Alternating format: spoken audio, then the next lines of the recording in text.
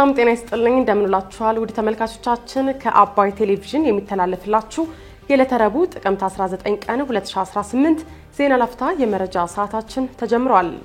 የትግራይ ህዝብ ራሱን እንደ ህዝብ በማደራጀት ለተሻለ ሁሉን አቀፍ ለውጥ እንዲታገል ስምረት ፓርቲ ጥሪ ማቅረቡን ከጎደለ አካል ይልቅ የተሰበረ አምሮ ጉዳት አለው ያለው የሀገራዊ ምክክር ኮሚሽን ካለፉት ችግሮችና ስብራቶች መማር ይገባል ሲል ማስታወቁን የአዳዲስ የነዳጅ ማደያዎች ግንባታ ላልተወሰነ ጊዜ በመንግስት መከልከሉን የነዳጅና ኢነርጂ ባለስልጣን ማስታወቁን ጨምሮ ሌሎች መረጃዎችን ይዘንላችሁ ቀርበናል። ዜናዎችን እየመራው ሀና ፍስሐ ከናንተ ጋር ቆይታ አድርጋለሁ። አብራችሁ ቆዩ። የትግራይ ህዝብ ራሱን እንደ ህዝብ በማደራጀት ለተሻለ ሁሉን አቀፍ ለውጥ እንዲታገል ስምረት ፓርቲ ጥሪ አቀረበ።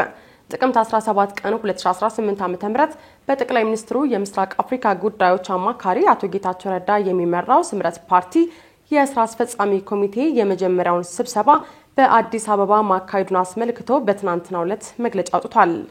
መግለጫው በትግራይ ስላለው የጸጥታ ሁኔታ፣ ፖለቲካዊና ማህበራዊ ጉዳዮች እንዲሁም የተፈናቃዮችን መመለስ በሚመለከት ውይይት መደረጉን አስታውቋል።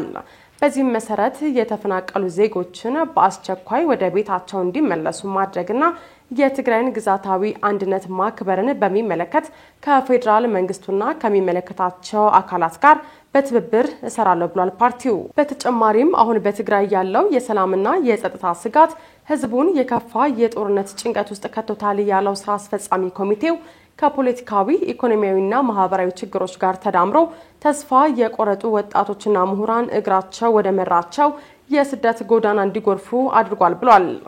ለውጥ ፈላጊዎች ላይ በኋላ ቀሩ ቡድን እየተፈጸመ ያለውን የማሳደድና የማማረር ጸረ ዲሞክራሲያዊና ጸረ ህዝብ ተግባር መላው የትግራይ ህዝብ ሊያወግዘው ይገባል ሲልም ፓርቲው አሳስቧል። የትግራይ ህዝብ የባሰ ችግር ውስጥ ከመውደቁ በፊት ህዝቡ ራሱን ወደ ህዝብ በማደራጀት ለተሻለ ሁሉን አቀፍ ለውጥ እንዲታገል የስምረት ፓርቲ ስራ አስፈጻሚ ኮሚቴ ጥሪ አቅርቧል። ይህንንም ለውጥ በተቻለ ፍጥነት እውን ለማድረግ ግልጽ የሆነ የትግል አቅጣጫ በማስቀመጥ ከሁሉም የፖለቲካ ድርጅቶች በተለይም ከለውጥ ፈላጊዎች ጋር የጀመረውን ትግል አጠናክሮ ለማስቀጠል ፓርቲው መወሰኑን አስታውቋል። በመጨረሻም ፓርቲው የትግሉን ሂደት ቀጣይ አቅጣጫ አስቀምጦ በፍጥነት በሁሉም አካባቢዎች መደበኛ ጽሕፈት ቤቶችን ለመክፈት ትኩረት ሊሰጣቸው የሚገቡ መርሃ ግብሮችን መለየቱን አስታውቋል። ከጎደለ አካል ይልቅ የተሰበረ አምሮ ጉዳት አለው ያለው የሀገራዊ ምክክር ኮሚሽን ካለፉት ችግሮችና ስብራቶች መማር ይገባል ሲል አሳሰበ። በሀገራችን ጉዳይ ላይ መነጋገርና መደማመጥ ከቻልን ለሁሉም ችግሮች መፍትሄ እናገኛለን ሲሉ የሀገራዊ ምክክር ኮሚሽን ዋና ኮሚሽነር ፕሮፌሰር መስፍን አርአያ ለብሔራዊ ቴሌቪዥን ገልጸዋል። ፕሮፌሰር መስፍን አርአያ በኢትዮጵያ የተከሰቱ የግጭትና ጦርነት ታሪኮችን መስበር ካልተቻለ ለመጪው ትውልድ ስጋት ነው ብለዋል። የሀገር ፍቅር ስሜት በይበልጥ ማስተማርና ማሳየት እንደሚገባም የጠቀሱት ኮሚሽነሩ አዳማጭና ተከታይ ማህበረሰብ እንዲፈጠር የሃይማኖት ተቋማትም ትልቅ ሚና መጫወት እንዳለባቸው አንስተዋል። በጋራ ተያይዘን ከታሰርንበት ለመውጣት የመመካከር ትልቅ ሚና አለው ሲሉም ነው የጠቆሙት። ከጎደለ አካል ይልቅ የተሰበረ አምሮ ጉዳት አለው ያሉት ፕሮፌሰር መስፍን አርአያ ካለፉት ችግሮችና ስብራቶች መማር ይገባል ብለዋል። በሀገራዊ ምክክር ሂደት ውስጥ በርካታ ተቋማት ተባባሪ እንደሆኑም ገልጸው ሁሉንም የማህበረሰብ ክፍል ስለ ሀገሩ እንዲመክር መደረጉ በኢትዮጵያ ታሪክ ለመጀመሪያ ጊዜ የተከናወነ ክስተት መሆኑን ተናግረዋል። በዚህ የምክክር ሂደትም ህዝቦች እንዲነጋገሩ በማድረግ አትርፈናል ያሉት ፕሮፌሰር መስፍን መጪው ጊዜ ለኢትዮጵያ ብዙ ተስፋዎች መያዙንም አመልክተዋል። በምንነጋገራቸው ርዕሶች ላይ መነጋገርና መደማመጥ ከቻልን ለሁሉም ችግሮች መፍትሄ እናገኛለን ሲሉም ገልጸዋል። የአዳዲስ የነዳጅ ማደያዎች ግንባታ ላልተወሰነ ጊዜ በመንግስት መከልከሉን የነዳጅና ኢነርጂ ባለስልጣን አስታወቀ። የነዳጅ ውጤቶች የገበያ ድርሻ ቀመር ክለሳ ጥናትና የነዳጅ ውጤቶች የስርጭት ቀመር የአሰራር ስርዓት መመሪያ የነዳጅ አቅራቢ ኩባንያዎች በተገኙበት ውይይት ተደርጓል። የነዳጅና ኢነርጂ ባለስልጣን ምክትል ዋና ዳይሬክተር አቶ ዲባራ ፉፋ በመድረኩ ባስተላለፉት መልእክትም የአዲስ ማደያዎችን ጉዳይ በተመለከተ ሲያስረዱ አዳዲስ ኩባንያዎች ባሉበት ይቆያሉ ብለዋል። ከተወሰነላቸው በጣት ከሚቆጠሩ ግንባታዎች ውጪ የግንባታ ፍቃድ መስጠት አዲስ የማስጀመር ሂደት ባለበት እንዲቆም መንግስት ወስኗል ያሉት ምክትል ዋና ዳይሬክተሩ ያሉትን በአግባቡ መጠቀም ያስፈልጋል ሲሉ አስረድተዋል። የክልል አመራሮችም ነዳጅን ከመቆጣጠር ሂደት እጃቸውን እንዲያወጡ መንግስት ግልጽ መመሪያ መስጠቱንም ገልጸዋል። ነዳጅ የማውጣት ሂደትና የተፈጥሮ ጋዝ ማምረት ተጀምሯል ያሉት አቶ ዲባራ የጋዝ ምርትና የመሰረተ ልማት ደረጃ እንዲወጣለት ከኢትዮጵያ ደረጃዎች ኢንስቲትዩት ጋር ስራዎች መጀመራቸውን ተናግረዋል። ቀጣዩ ተግባር ጋዙ እንዴት ይከፋፈል፣ ማን ያከፋፍለዋል፣ ማደያውስ እንዴት ይገንባ የሚለው መሆኑንና በእነዚህ ስራ የሚሰማሩ ጊዜው ሲደርስ ይፋ እንደሚደረጉ ጠቅሰዋል።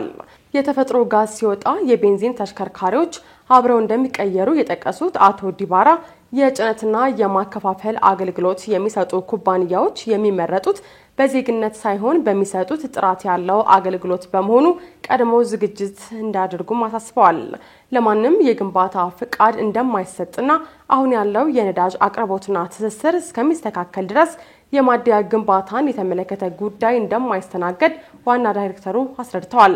በአሁኑ ወቅትም እየተገነቡ ስላሉ ማደያዎች ከክልሎች የተወሰደ ዝርዝር መረጃ እንዳለው ያወሱት ዋና ዳይሬክተሩ በዘርፉ ያለው ችግር ሲስተካከል ግንባታ እንደሚፈቀድም ጠቁመዋል።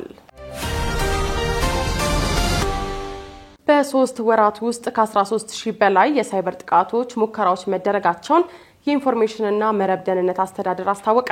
በ3 ወራት ውስጥ በተለያዩ ተቋማት ላይ 13443 የሳይበር ጥቃት ሙከራዎች መደረጋቸውን የኢንፎርሜሽንና መረብ ደህንነት አስተዳደር ኢንሳ የ2018 በጀት ዓመት እቅድና የመጀመሪያውን ሩብ ዓመት የእቅድ አፈጻጸም ሪፖርት ለሕዝብ ተወካዮች ምክር ቤት የውጭ ግንኙነትና ሰላም ጉዳዮች ቋሚ ኮሚቴው ባቀረበበት ወቅት አስታውቋል።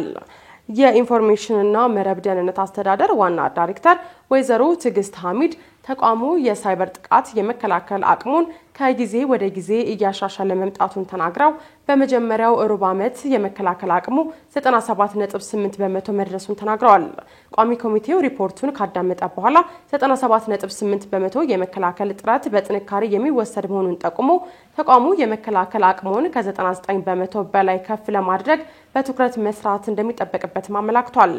የውጭ ግንኙነትና ሰላም ጉዳዮች ቋሚ ኮሚቴ ምክትል ሰብሳቢ ዶክተር ፈቲ ማሂዲ ኢንሳ ሁሉም ተቋማት ኢንተርኔትን ስለሚጠቀሙ ከተለያዩ ተቋማት ጋር በትብብር በመስራት ሜጋ ፕሮጀክቶችንና የፋይናንስ ተቋማትን ከሳይበር ጥቃት መከላከል እንዳለበትም አሳስበዋል። ዋና ዳይሬክተሯ ወይዘሮ ትዕግስት ሐሚድ በኮንስትራክሽን ስራዎች፣ በመሬት አስተዳደርና በገቢ አሰባሰብ የሚታዩትን ብልሹ አሰራሮችን ሙስና ለመከላከል ተቋሙ በትኩረት እየሰራ መሆኑንም ጨምረው አብራርተዋል ሲል ከሕዝብ ተወካዮች ምክር ቤት የተገኘው መረጃ ያመለክታል። በቅርቡ ኢንተርፖል ኢትዮጵያ በሳይበር ጥቃት ቀዳሚ ኢላማ ከሆኑ የዓለም ሀገራት ተርታ መመደቧን አስታውቆ በ2024 ዓ.ም በላቀ ደረጃ በሳይበር ጥቃቶች ኢላማ ከተደረጉ የዓለም ሀገራት አንዷ መሆኗን ባወጣው ሪፖርት ማስታወቁ ይታወሳል። የኢትዮጵያ ወሳኝ መሰረተ ልማቶች የሆኑት መንግስታዊ ተቋማትን፣ የፋይናንስ አገልግሎቶችንና ዋና ዋና የልማት ፕሮጀክቶችን ጨምሮ ተደጋጋሚና ውስብስብ የሳይበር ስጋቶች እየገጠሟት እንደሆነም በተመሳሳይ አስታውቆ ነበር። ከውጭ ወዳገኘናቸው መረጃዎቻችን ስናልፍ ደግሞ እስራኤል ሐማስ የተኩስ አቁሙን ጥሷል ስትል ከወነጀለች በኋላ በፈጸመችው ጥቃት ከ30 በላይ ፍልስጤማውያን ተገደሉ። እስራኤል ሐማስ ስምምነት የተደረሰበትን የተኩስ አቁም ጥሷል በሚል በፈጸመችው ተከታታይ የአየር ድብደባ ቢያንስ 33 ፍልስጤማውያን መገደላቸውን በሐማስ የሚመራው የሲቪል መከላከያ ኤጀንሲና የሆስፒታል ምንጮች ገልጸዋል።